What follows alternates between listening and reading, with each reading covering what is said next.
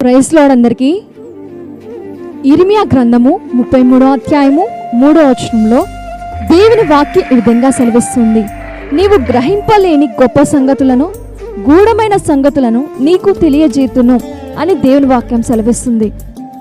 మనము చాలాసార్లు కొన్ని విషయాలు ఎంత ఆలోచించినా అవి మనం గ్రహించలేం.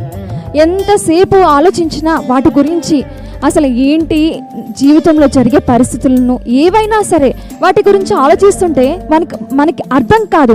అయితే దేవుని వాక్యం ఈ విధంగా సెలవిస్తుంది, ఏమైతే గ్రహించలేకున్నావో ఆ సంగతులు, గూఢమైన భావంతో చాలా అర్థవంతమైనవి, అర్థం కాలేనివి అన్నీ నీకు తెలియజేస్తాను అని దేవుని వాక్యం సెలవిస్తుంది. దేవాతి దేవుడు మనకి గూఢమైన సంగతులు, గొప్ప సంగతులు మనకి తెలియజేసి మనల్ని నడిపించును గాక. ఆమేన్.